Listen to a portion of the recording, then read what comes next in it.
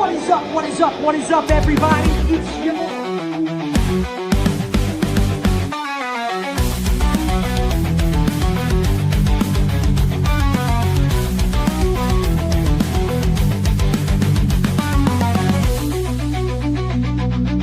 stuff, you know, with like tools and whatnot.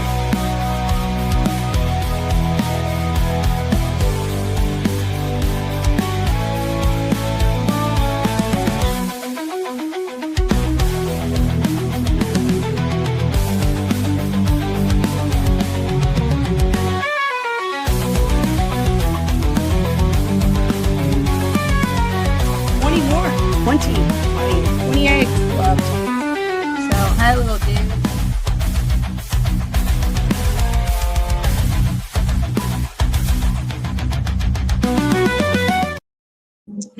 Hello, everybody. This is Brittany with the ChamGirl. Tonight, we are going to have two amazing guests. They are the dynamic duo behind Reddy's Rainforest, Amanda and Lee Reddy. They specialize in panther chameleons and specifically a bonja. So I cannot wait to have them on tonight.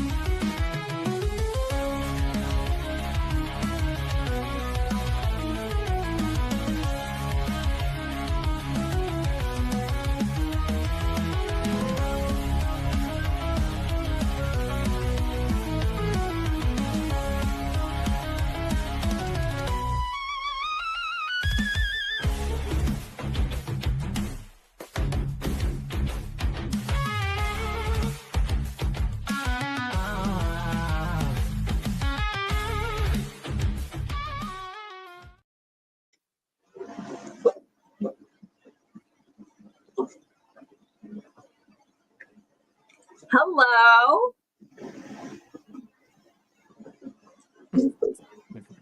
How are you all tonight? Can you hear me? Yep. Can hear you. I can hear you. I was afraid there was like a little bit of a delay. Yeah, there's always a delay. There is a little bit of one. How are you two tonight? Doing good. Good. It's a hot day in Texas. Yeah. Really? What part of Texas are y'all from again? Fort Worth area. Fort Worth. So yeah, that so is DFW, Yeah. major area. Okay. North Central Texas. Yeah. So really busy. Yeah. So do you get to keep your chameleons outside often, being in that part of Texas? Panthers. Yeah. We keep them Panthers. out. As long as it's in the shade. Because, I mean, like today, it was almost 100 degrees at 2 o'clock. But the humidity was like 60%. So. Oh, wow. So it was like muggy. It feels like you can't breathe. Yeah. I don't know how they decide who gets a crown. I'm missing that right here. What are they talking about? There's a lot of crown in the chat. I have no idea. Crowns. So what got you on to breeding panther chameleons? Oh, East Coast and West Coast. Oh.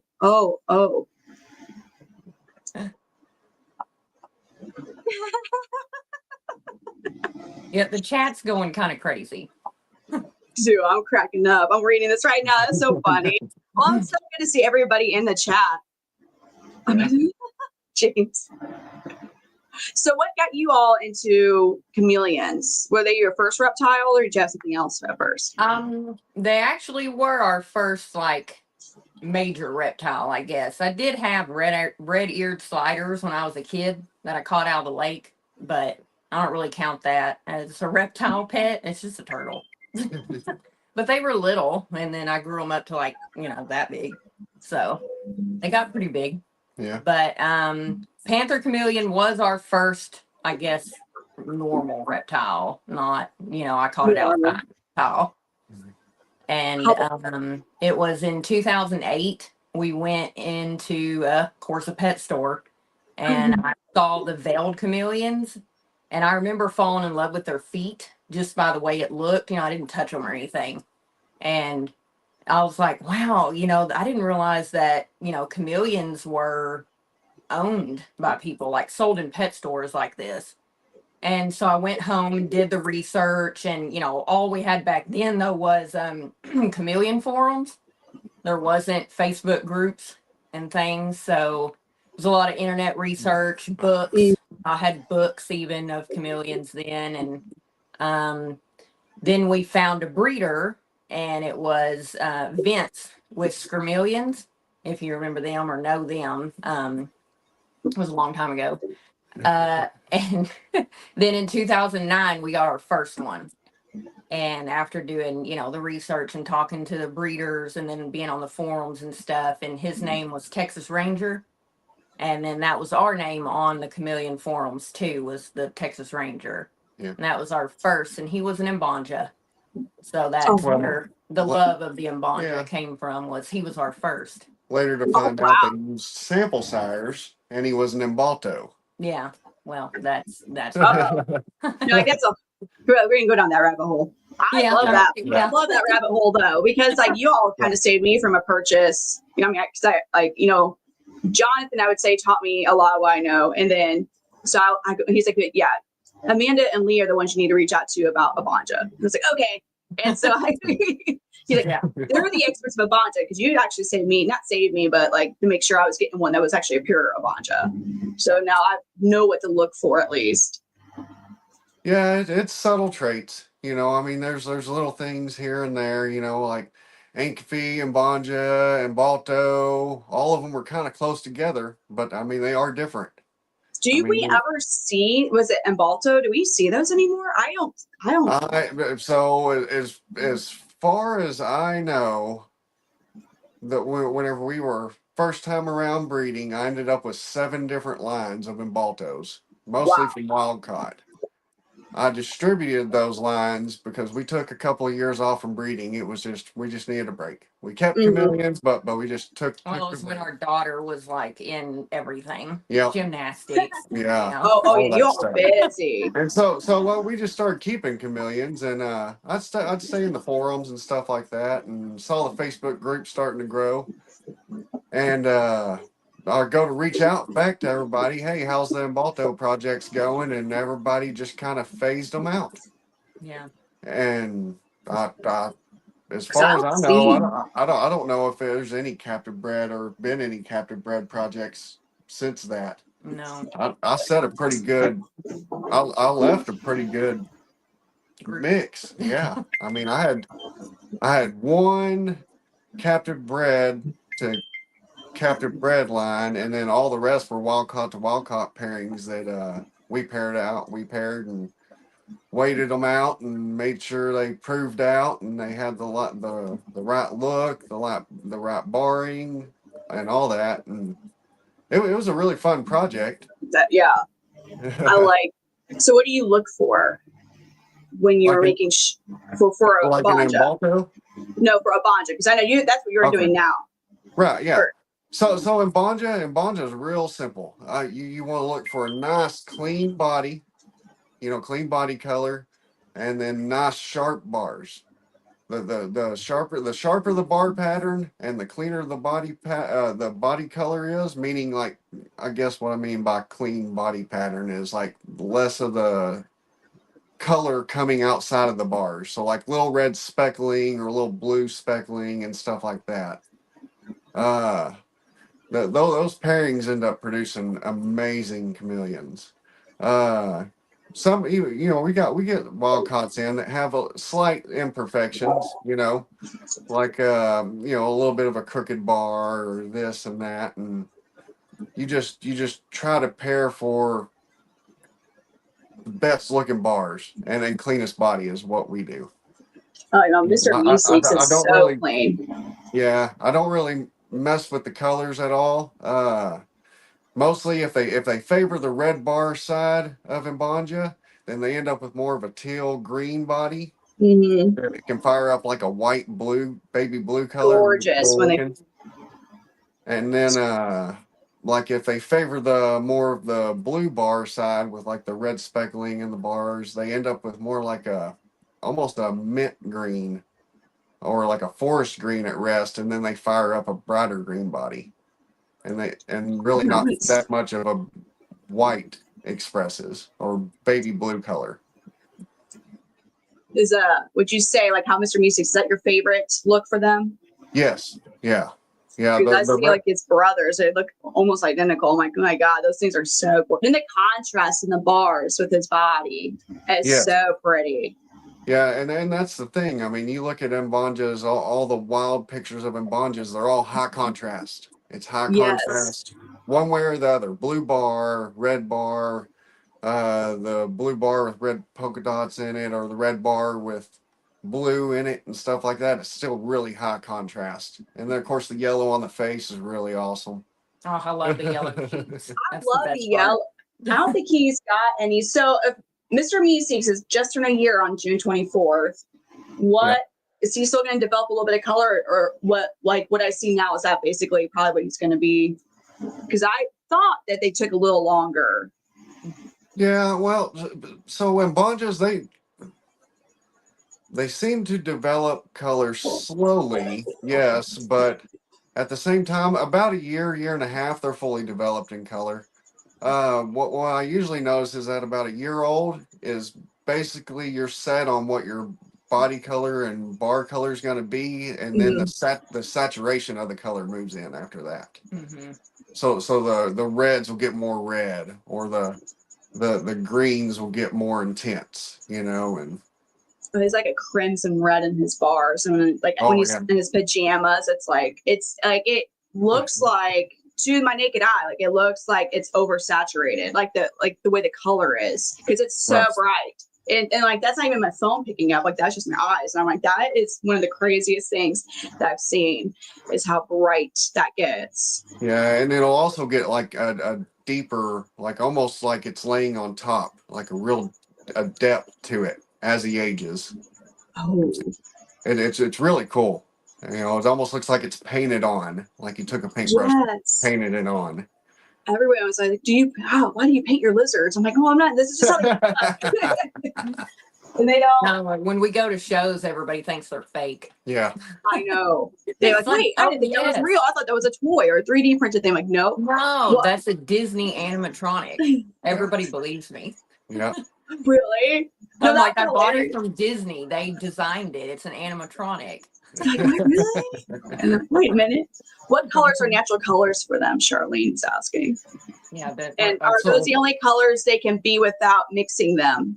Right. So yeah, your natural color forms are going to be more of the forest green body to a almost a lighter green body, and then your bar pattern, your bar colors will be anywhere from a burgundy red all the way to like a real crimson red, a bright red. Yeah, It can red one red.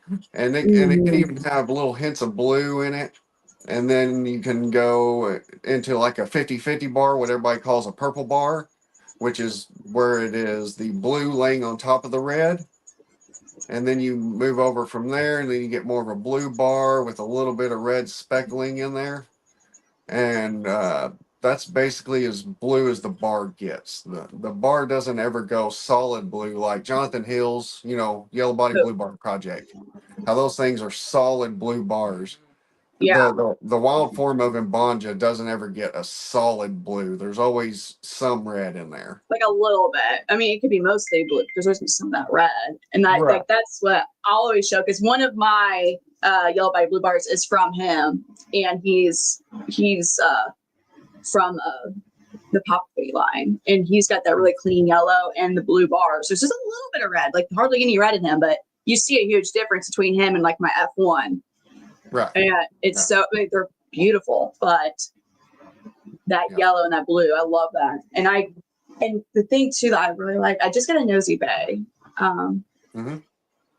And I see those two blues of him and Mr. Meeseeks. I'm like, ooh, it's so pretty, because I want to see. So Mr. Meeseeks has made me fall in love with the Bonj. Like, that's my favorite locale. at this point. We'll see what Boudreaux, my nosy bay, does. I'm looking at him right now. He's just staring at me like he's very judgmental. He's one of my most judgmental ones. We just got a really cool wild caught true blue nosy bee from. I saw. Is it nosy bee or bay? I keep hearing it different ways. We've heard it both. Yeah. I mean, you can go on Mad Cham's website and you can click the little button to hear the people say it, and then hear what they say. To me, they sound like they're saying bee, not bay. I want to say bee, and then I'm like, no, it has to be bay because I heard him say, okay, I'd rather say nosy bee. And just like ambelobe, we're saying that all wrong. Yeah, that's totally wrong. What is it? You're gonna have to go listen to it. Couldn't do it.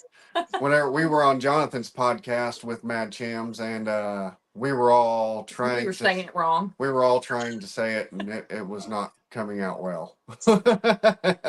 And Bonja's right though. Yeah, and Bonja's right. Bonja is. So I was trying to look up something about Abonjas. This was a while ago when I was driving. I was trying to use voice to text, and I was saying Abonja, and it was like Google was like, bleh, and it was like pulling up random stuff. I was like, okay, like my inner redneck was so ready to come out. I'm like, okay, Abanja, and the bam, it popped up all the Panther. I was like, no, it worked, but I know that's incorrect.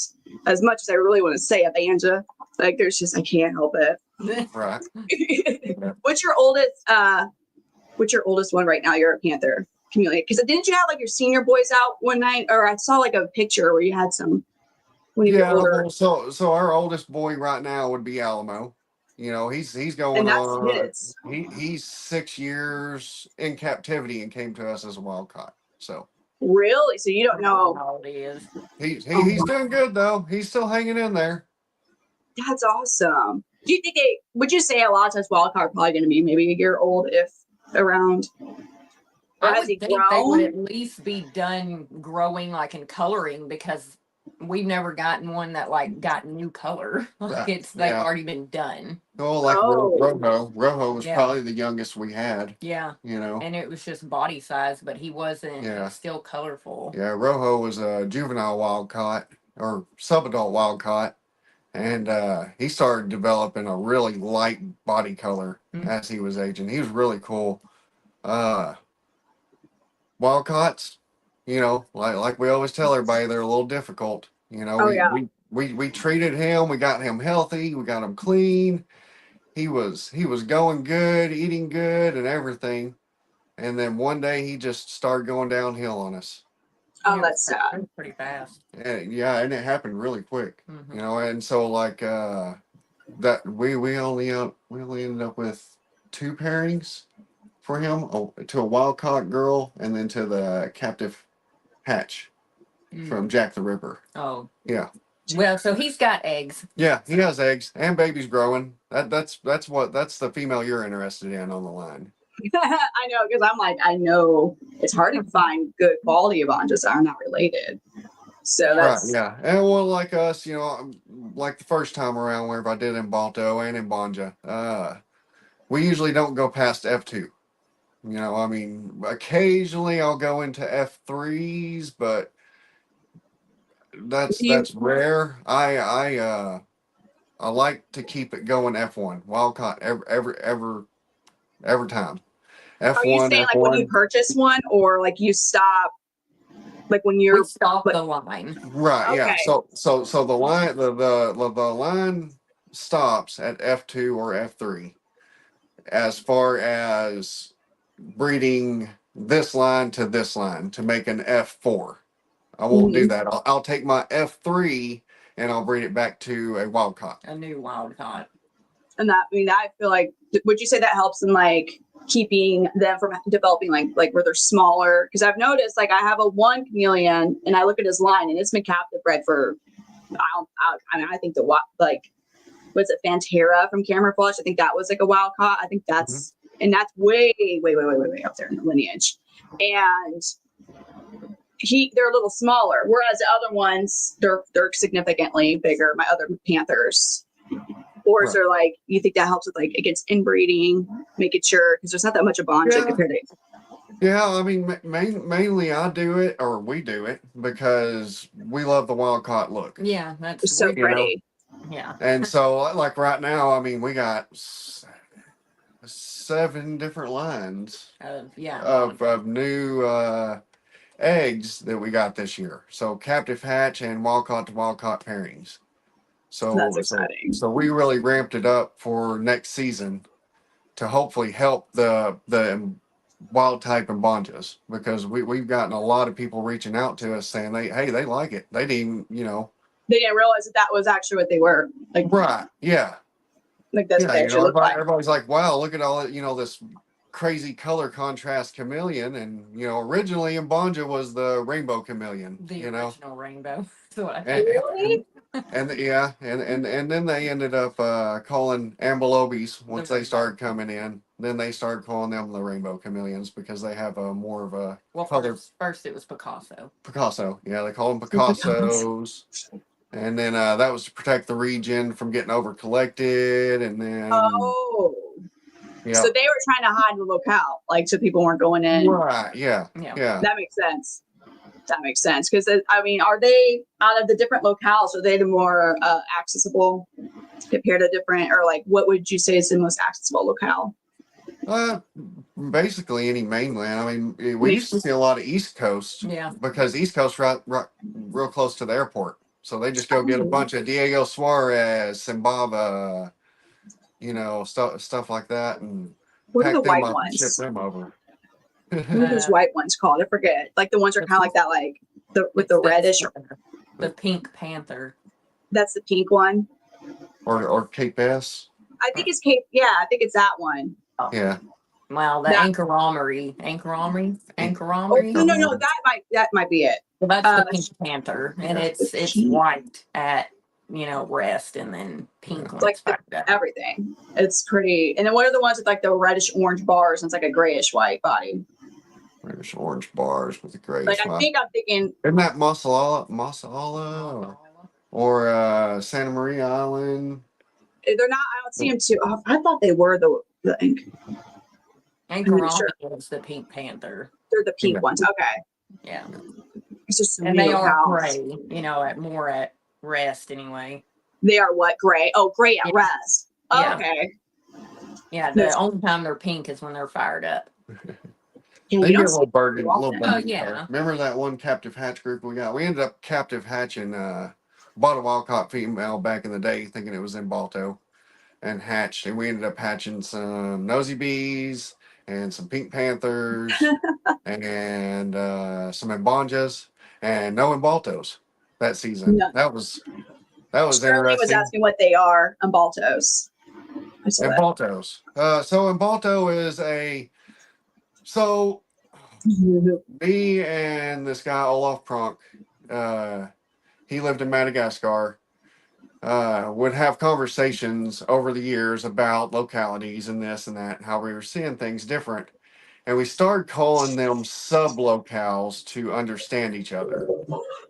And I did not realize that term would go throughout the chameleon community, because I was trying to explain it on a post on the chameleon forums, the difference in between Mbonja and Balto, Ankafi, and stuff like that. And I was using the term sub-locale because I was talking to Olaf Pronk for us to better understand each other.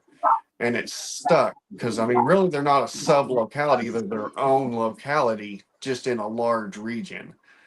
And that's what we were trying to get a point across to each other. Because it's like suburbs in Mbonja, like Fort Worth and Dallas and Arlington. But that with makes barriers. sense. Like that. Right. What are the barriers? You said barriers? Yeah, there's natural barriers. Okay. But they're like really close.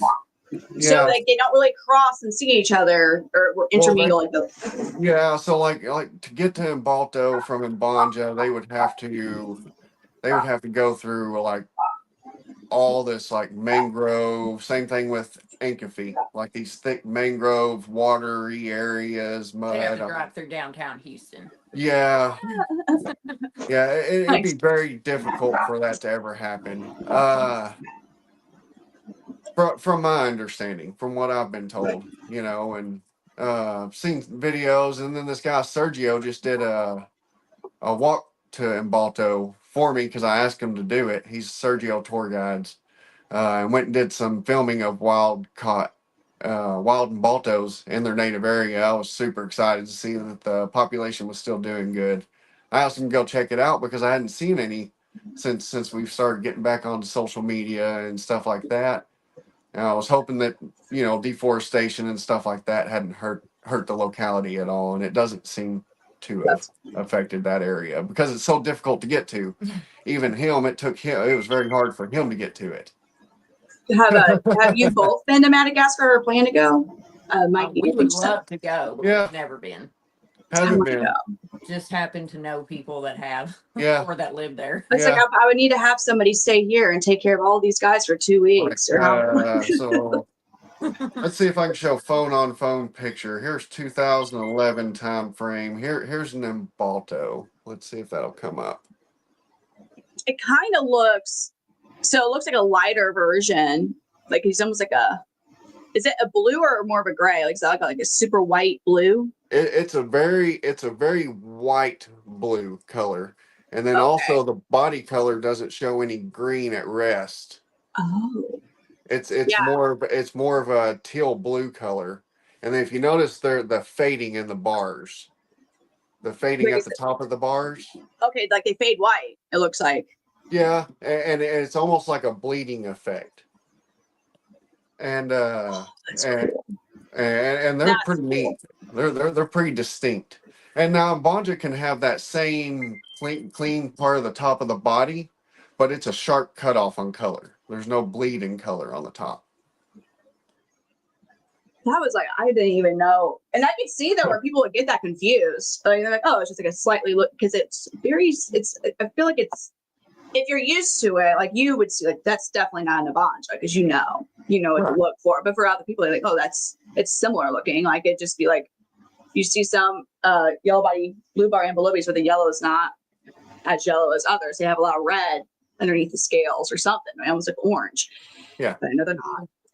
And I had to laugh at that. I remember when I first got into chameleons, I didn't know any better. And I was like, wow, his bars look purple. Like Jonathan uploaded a picture of one of his, and there was like that. And he's like, no. And he's like, it's the illusion of purple. It's like, I was like, and now I know how that works. And I see that though in some of my males right now, like they have that a lot of red underneath the scaling. And I'm like, it looks cool, I think.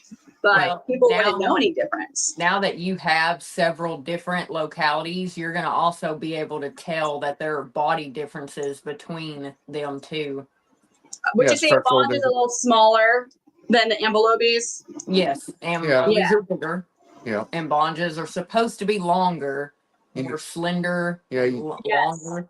But I saw him puff up at one of the males, and it was like he grew in height. It was like he grew in height. Like I was like, oh my god, like you're like, it was like, the Parsons, like the female Parsons, it's like a little bigger than a male panther, but her would you say height? I don't know, what would you say that is? Like their back, right?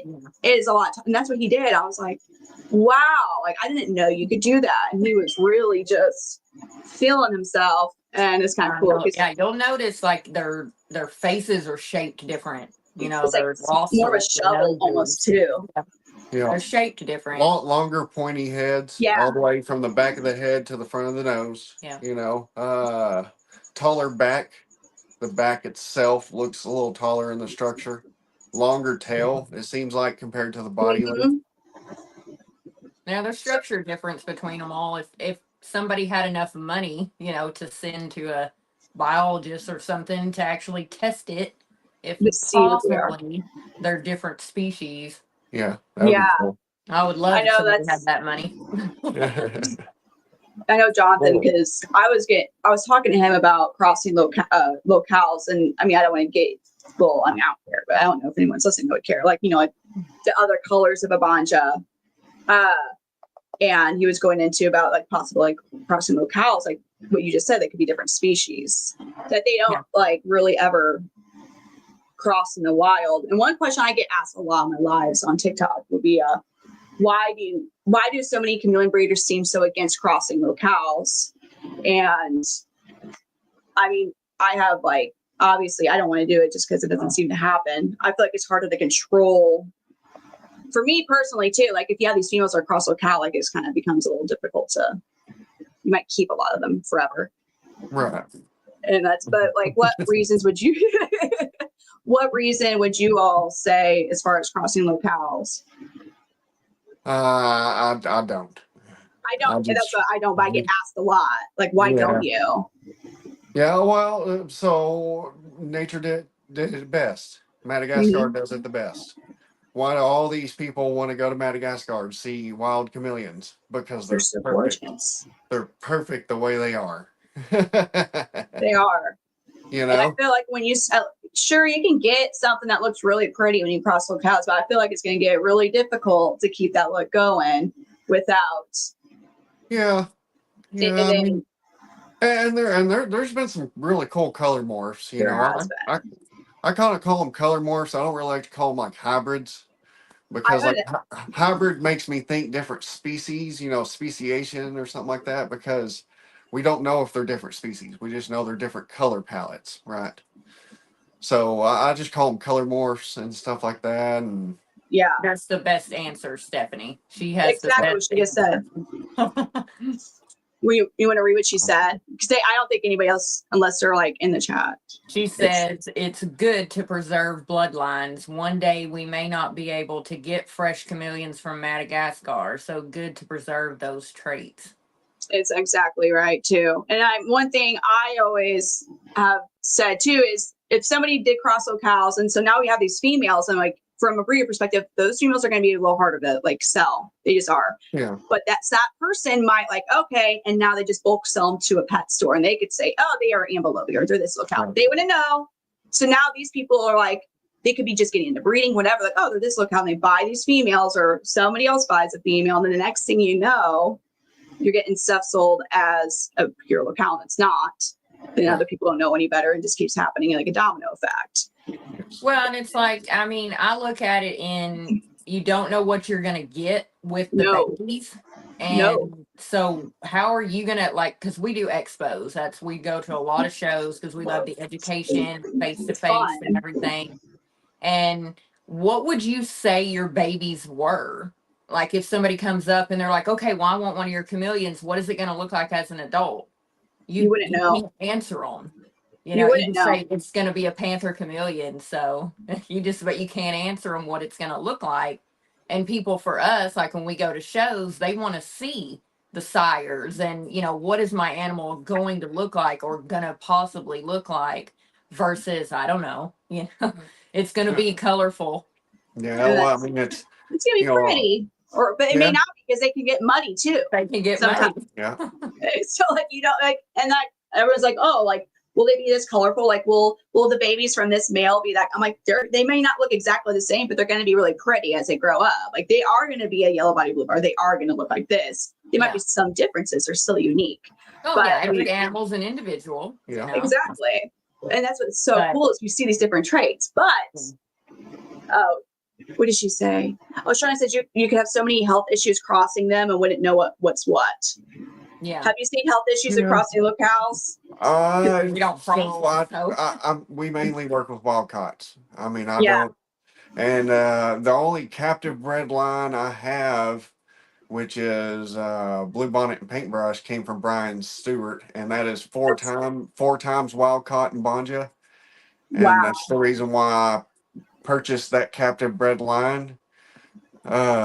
Was because of the amount of wild caught and Bonja in that line, and it produced beautiful babies, and the history on them looks good, you know, but that's the only captive bred line I have in my breeding projects.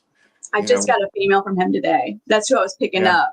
And that's how I was like, I'm sorry I didn't get you. And she's from Red Body Blue Bar line. Oh, okay.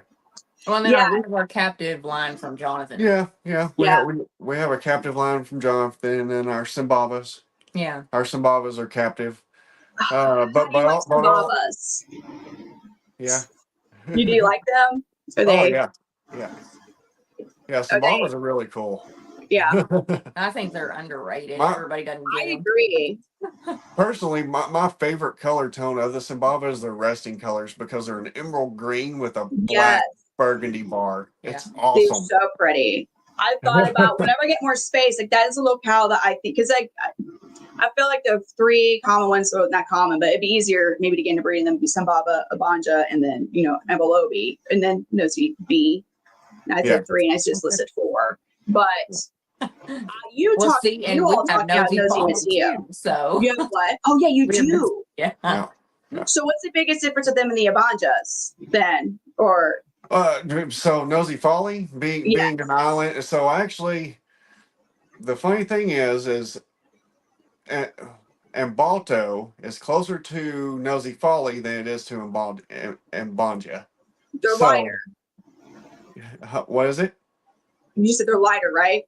Yeah, They're, well, I mean, yeah, as in like closer in distance. So okay. they are on their own little island off there, off the coast of Madagascar, right off of the coast where Mbalto would be, and they are white body, blue teal bar, green bar, Yeah. red polka dots. They used to call them Oriamana. Anna. Oriamana is what the nickname used to be for them, which was Malagascan for red rain. They're real pretty. So And is a red rain a trait with Ambalobis? Because I do have one that has that red rain.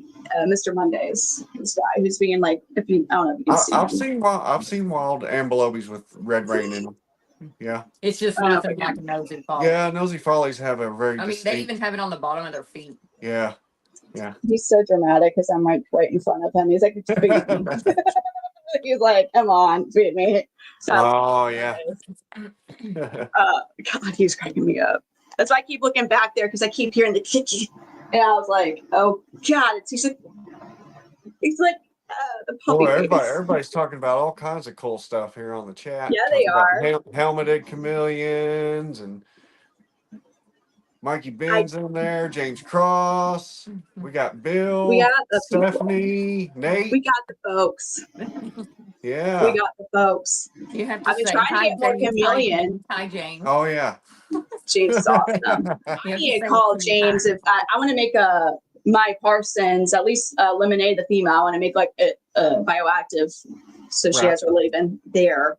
Yeah. Because I was trying to make a Laban. I'm like, God, like these things are huge. Labans are just now awkwardly Yeah. in the. Yeah. I just need to get bioactive enclosure. And I want to go bioactive, but. Bioact is pretty cool. But just make sure you have a lot of bugs. A lot of bugs. Still picking up, like I wouldn't be like, oh, this doesn't mean I have to clean their poos now. Like I still pick them up. Like my other reptiles, my gargoyle, my leopard, my bearded dragon, and my Kenyan sand boa, they're all bioactive.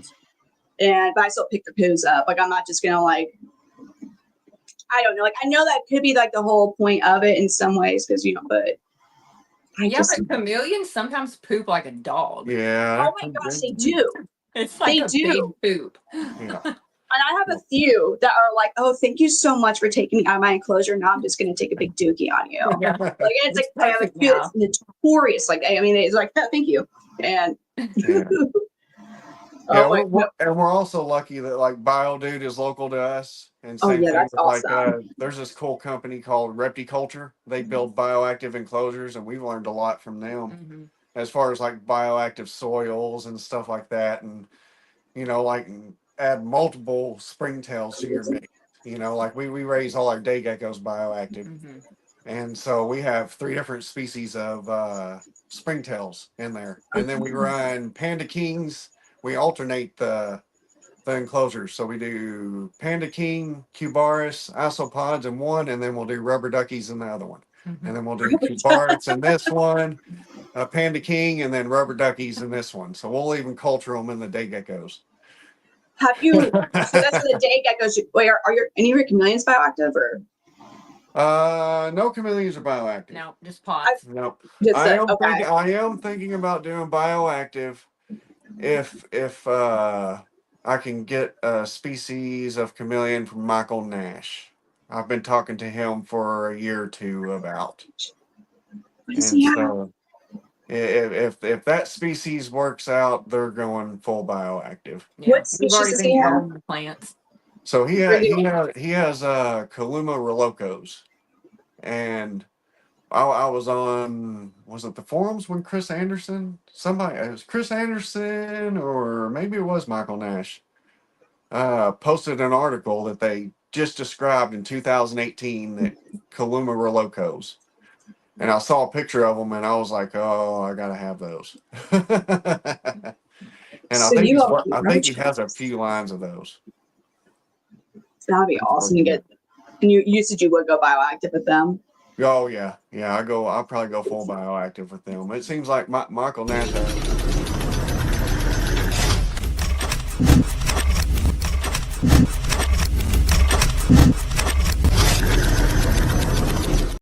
And then the biggest. Yeah, I believe we're going to hear from a sponsor. Oh, I don't know if anybody else. I think we're going to hear from a sponsor and okay. after that.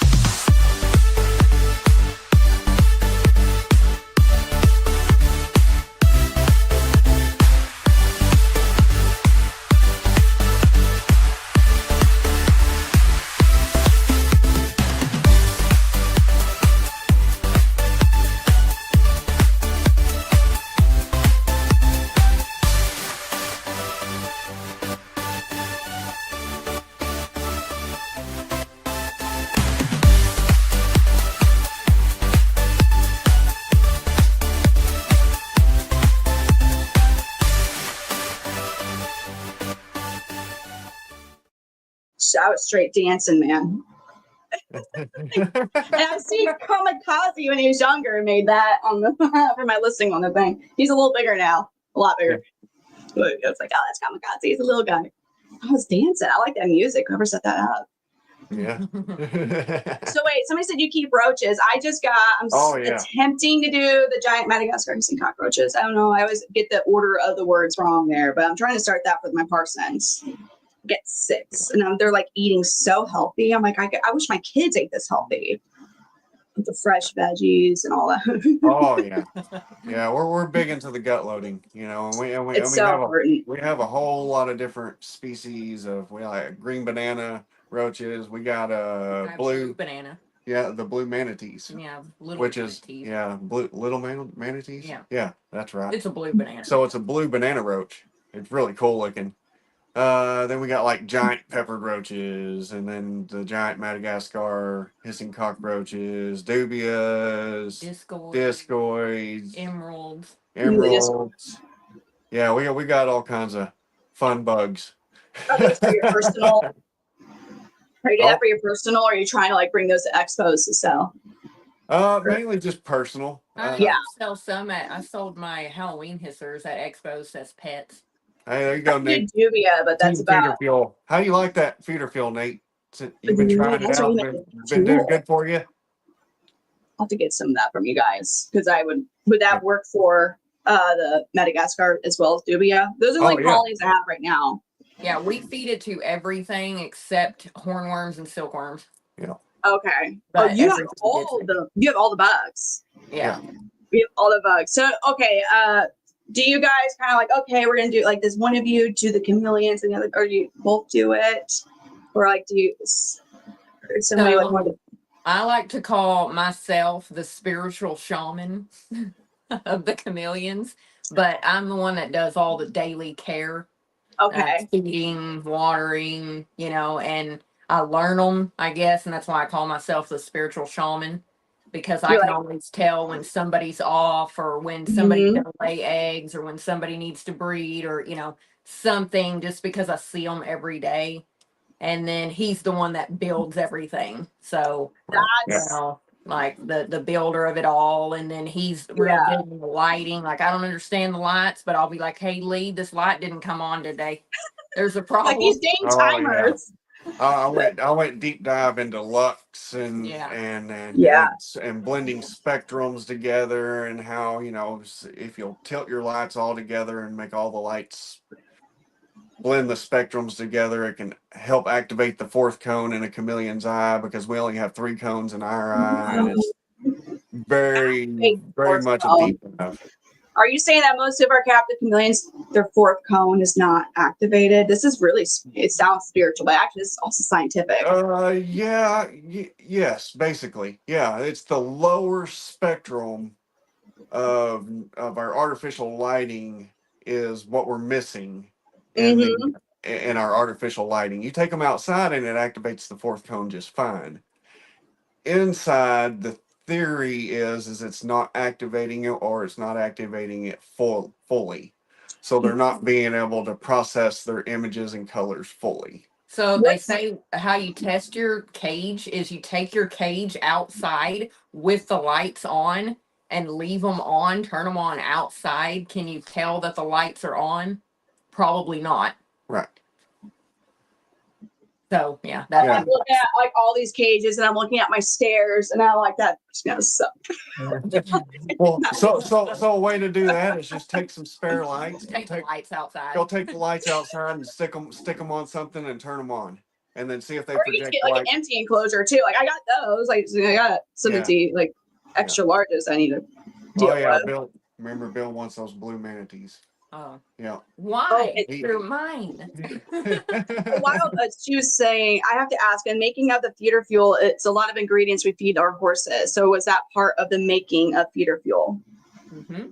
It's not horse food, but it is grasses and hays and stuff, because so the reason we make the feeder fuel is all the bugs that we feed in captivity are technically nocturnal. You know, like roaches, superworms, crickets, all that stuff is a nocturnal insect. And we're feeding them to daytime animals that wouldn't ever, like, these things are never going to experience a roach. They would never see it. No, they're never going to experience a roach. They're never going to experience stuff like that. But they eat grasshoppers and bees and things like that, beetles and pollinators.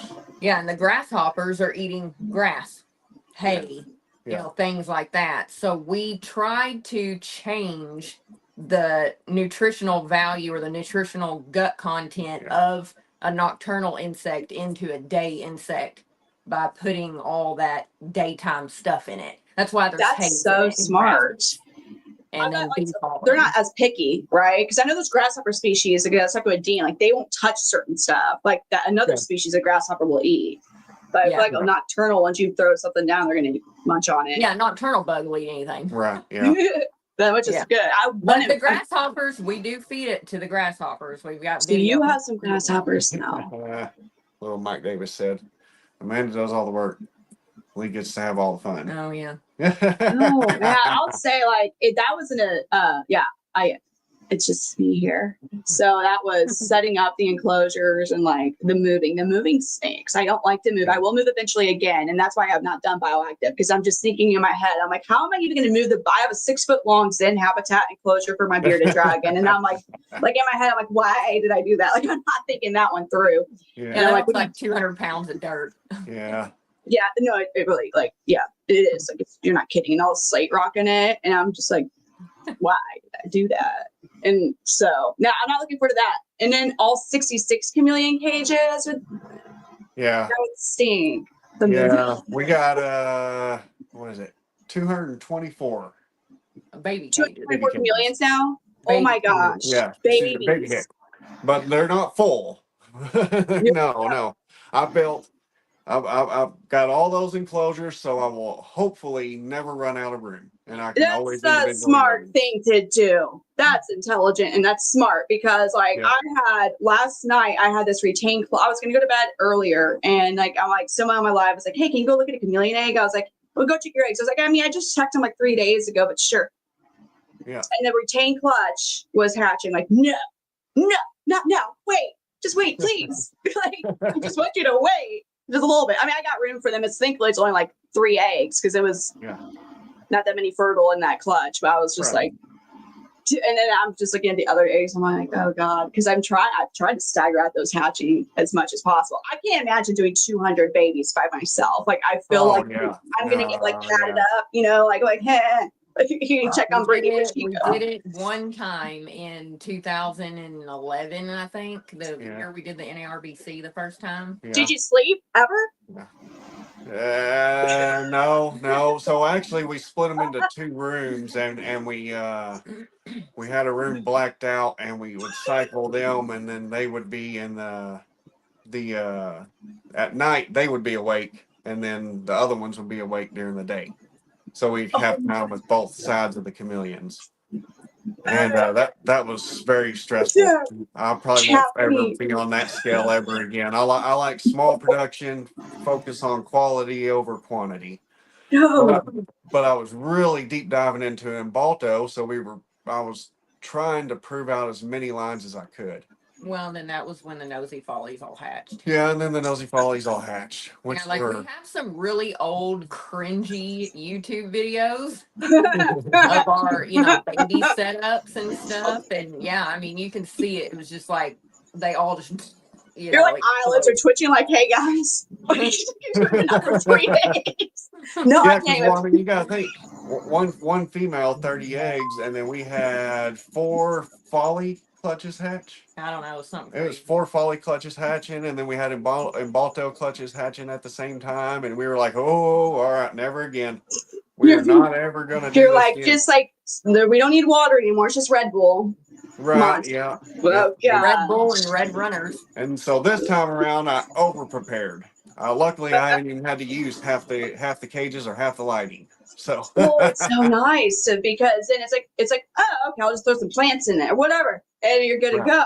Not like me. I mean, it was my fault. I know they can technically hatch at 6 months. I've not had it happen. It's always been like 9 months a year, right? Yeah, no, 2 clutches are like to the day, 6 months to the day, and I was like, you've got to be free. And they were big clutches, like all together they were gonna be around 50 babies, and I was just like, you know. And thankfully-ish, because it still wasn't like the best thing. Only like 2 in one clutch hatched at 6 months, and 3 in the other clutch hatched. But I saw all those other eggs, and the rest of them, except for like 3 that were scattered in like February, March, the rest of them waited till April and May. So I have these 6-month-old juveniles that are full blood clutch mate siblings to these like months. That is literally happening to us right now. With nosy follies. No, we should know anybody. Nosy bee, that's right. There's no bees. Yeah.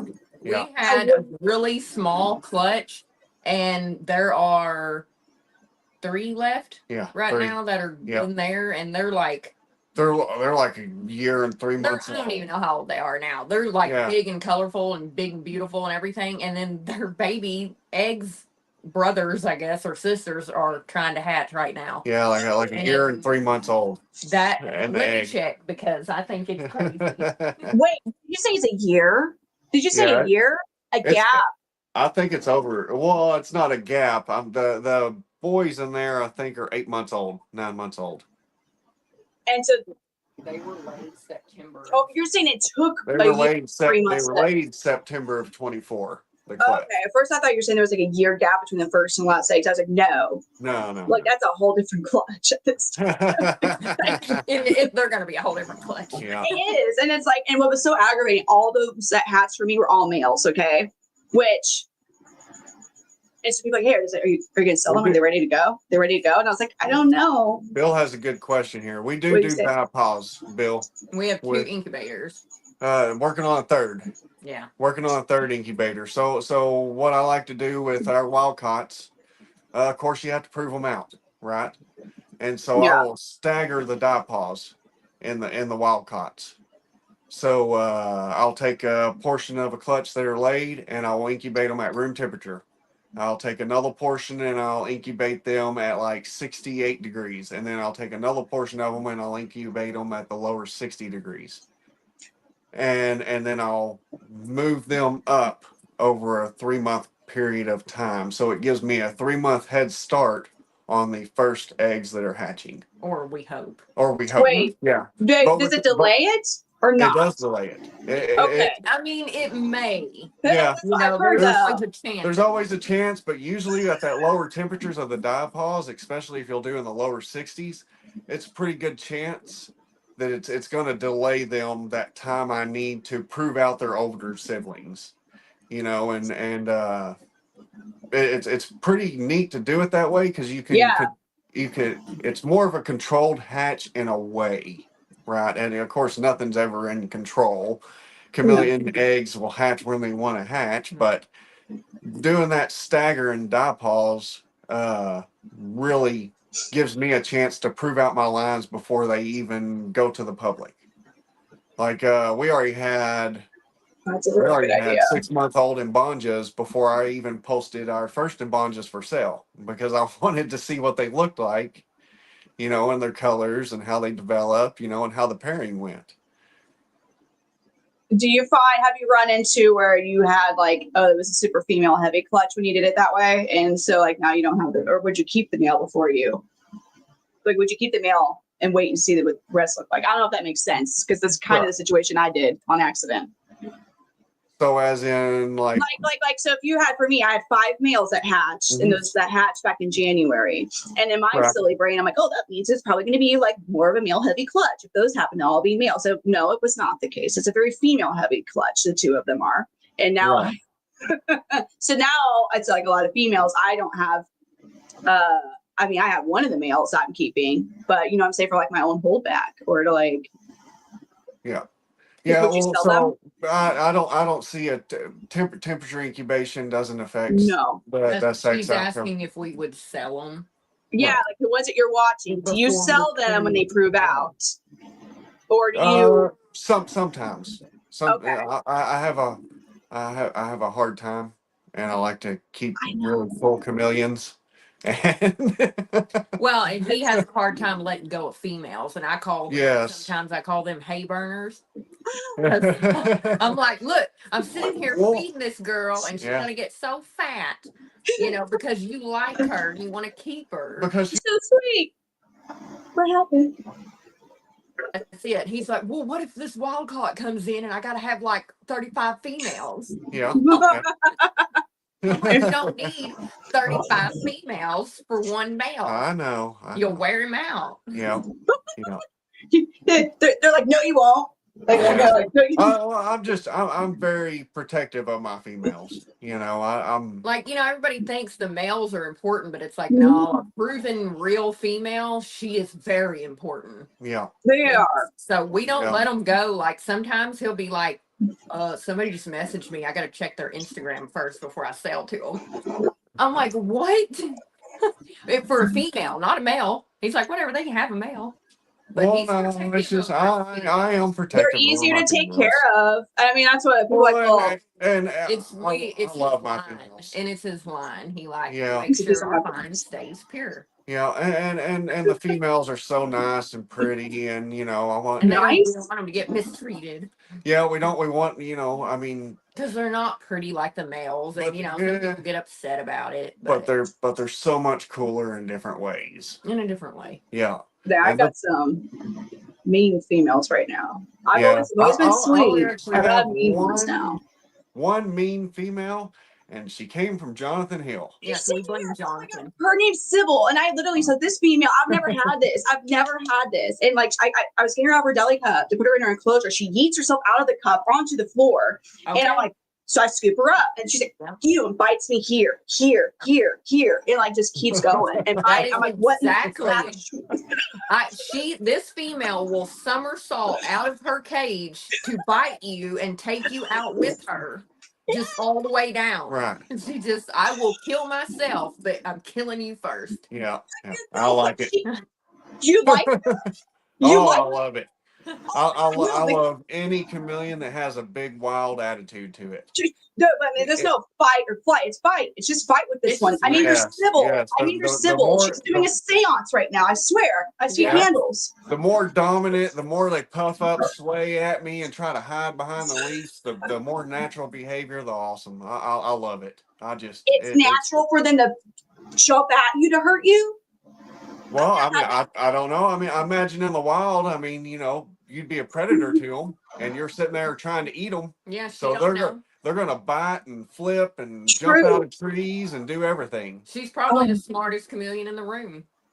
well, no, because like I'm like, yeah, I like twitch when I see her. Like she made me bleed. Like I mean, she tried to glove my thumb.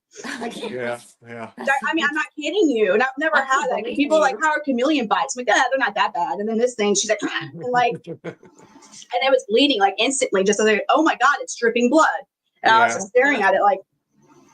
And you don't Yeah. expect it because they're so little and pretty, bleeding and you know they look nurturing. And Yeah. no, I was bleeding Well, her I love poop. my females. And she came out, and I was like, ooh, just like our two female Parsons back here. they're They came sweet. from Craig Durbin and awesome experience. Parsons chameleons, it's the goat. king of chameleons for sure. They're inside because it's hot outside. It's too hot. It's too hot. Oh yeah, So they're hanging out inside with us. That's Prada and that's Chanel. I love the names. Because you know I could have had a Prada and I could have had a Chanel bag or glasses. You're like, don't start adding But up. Don't these start are adding up all the way cooler. Are they? No, they are. They're just She's soft, that's for sure. Yeah. That's some Italian leather right there. Yeah, I think we're getting some hints here. Yeah. Amanda is really throwing down some extremely subtle hints here, Lee. So Yeah. Oh, I know. Yeah. she wants the bag. Yeah. I like them. And you know, and I had a Parsons, a wild caught Parsons, 2015, 14. I can't remember what year that was. I can't think remember. so. I got It was the picture something. on Yeah, it was a while back. I ended up letting him go to a breeding project, and I loved him, but I wanted him to be useful because nobody was breeding Parsons back then. I I think. got cringy YouTube videos of him too. Yeah, and then this guy Garrett on Chameleon Forums, he started hatching them. I got super excited, and I was like, "Oh, I got rid of my male." And then Craig Durbin was Primo's Chameleons. He was posting up captive. These are actually both captive hatch from wild females. So they're F1s from different females too. Oh. And then we have a captive bred line male of his that's in the other room, and that's from his Talon line, something like that. But it's a captive bred line of his. Could you pair them, or are they related? They're all unrelated. All three unrelated. Yeah. It'd be interesting if they never breed. They never breed because you know what? Every time I walk into this room, I go, "Look, I have captive bred Parsons." I never thought that would be a thing. No, I remember the first time I saw it at the Fort Worth Zoo. Remember the Parsons there? Oh yeah. And it was like, oh my god, you know, that's normal. People don't own zoo animals. Yeah. And now we have 3. So yeah, that's awesome. I love the Parsons. Like they're so like. I know chameleons are very intelligent in terms of reptiles. I understand that, but I feel like I see those Parsons are on a whole different level of intelligence. I think they are. Yeah. Like they're just so. I love their eyes. Yep. And then I like their death grip. I'll get them out of my hand, and you can tell a Parsons walked on you. No, the females are worse. At least for me, Lemonade, like it honestly it hurts. Like it's because I guess maybe because she doesn't weigh as much, she doesn't file them down naturally compared to the male. But hers are like they're thinner and longer. Yeah, your female panther has longer nails. Yeah, but like add 10 times the size. Yeah. But that's you know, us ladies need our claws. Damn. No, yeah. No, I can't have my claws anymore. When I was into horses, like I couldn't have long nails there. And I had one time I had my nails painted, and one of these guys tried to tongue zap it, and I was like, okay, like it's like pretty things, shiny things, and bam, got it. Wish you. James is so sweet. No, James is who kind of talked me into getting the Parsons I got from Bill. Yeah. And yeah. James is an awesome dude. Man, I try to talk to him every chance I get. And creative and just overall just happy and great for the community. Very much so. Very much so. I like the post every morning. Every morning I wake up, first thing I do is I look on my phone, make sure I got my James Cross post. I like how he's like slowly showing us all the stuff from Madagascar still. Yes. Yeah. Yeah. That's one been cool thing is he took one of Amanda's keychains she made of a Parsons. Yeah. And he hung it on a tree where they found Parsons and took a picture in Madagascar of it. So That was Amanda, really cool of him. yes, I was we are. very excited.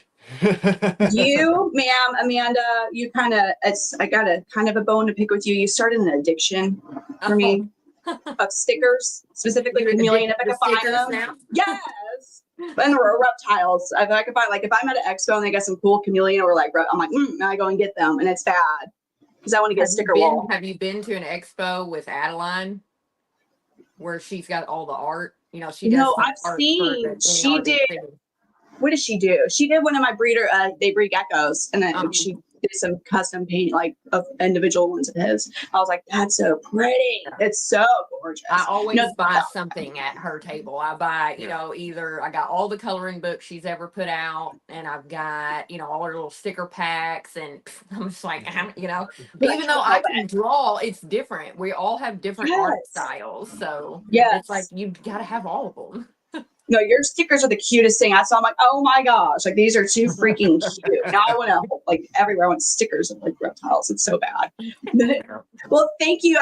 We went a little longer because we didn't get to start for a little bit, but thank you so much for coming on tonight. I really appreciate it. It was like really just fun talking with you. I had like a whole thing of questions. Like I think like 30 questions, and I think I asked, how did you start? And that was the only one I asked. Yeah. Well, we can always do it again sometime. Yes, I would love that. Yeah. And I can't tell wait to everybody we can talk panthers and chameleons all day long. Same. It's nice to have people that like to hear about it, because people where I'm from, like, they're like, what? You have a whole bunch of lizards in your basement? I'm like, yes. It could be worse. It's not lizards, it's chameleons. Yeah. Or like when we're at shows, it's chameleons. I don't think with accent. I feel like you can't call a chameleon a lizard. It's not. No, that's what they call it. They're like, oh, like they're like, a lizard. No, a lizard's too plain. Yeah, agreed. Yeah. Agreed. One more question. LOL. Someone says one more. Wait, huh? Round two. I'm confused. Did someone ask you another question? I don't know. Oh. You'll have to scroll. One more question. That was at 9:14, like a minute ago. Round two. I don't see if. Was there another question? I didn't see it. I always be telling me to ask you a question. No, maybe you. Yeah, probably. Like, Brittany, shut up. You had 30 questions. But none of them are from the written ones.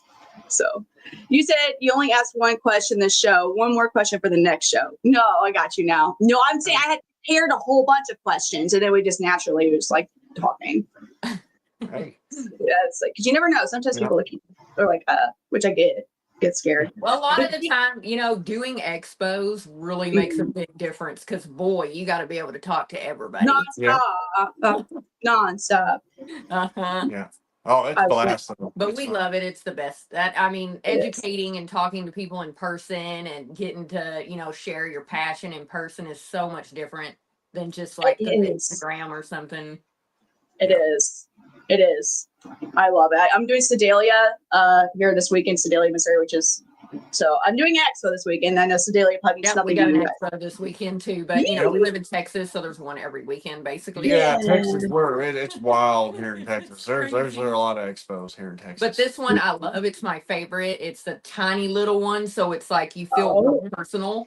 I mean, it's little. Yeah, it's like and 15 vendors. Yeah. And I love it. There is literally a couch in the bathroom. It's amazing. You say what? There's a couch. There's a couch in the bathroom, an actual couch. That's nice. It's at a Knights of Columbus Hall deal, you know, like a meeting thing. It has a big chandelier, and you know, I just love it. It's so cozy. There. It's so real fancy. Things like that, like the soap and this hand lotion in the bathroom. I know. Well, you're just missing the attendant. Yeah. Thank you all for coming on tonight, and I'll see you all on Facebook and seeing all your awesome posts that you do. Yeah, on Facebook, Instagram, TikTok, got all that stuff all under Reddy's Rainforest. Yeah, and if anybody ever has any questions, just shoot us a message. Yeah. You know. All right. We'll talk, or we'll talk here. I'll do one of my lives on TikTok so people can see your banjas, because I only have one to show them for now. Yeah. They love it. We got some new stuff growing. So ooh, that's exciting. Well, y'all have a wonderful night. Thank you for coming on, and we'll talk like some more. It was nice meeting you, Amanda, too, because I don't think I've actually got to talk to you unless you I are don't running think the. so. Okay, because I know, like, when I was messaging Reddy's, I was like, you never know. So Yeah. I'm very happy, and I would like more stickers. Oh, for I me. can send you some. You need to send me your address. Okay. Thanks Have a good everybody for night. showing up for the show. That's awesome. Thank you. There's a Well, thank lot you of so people much. on here. I was very excited. Me Very too. excited I that was everybody was see the on here. community here. Yeah.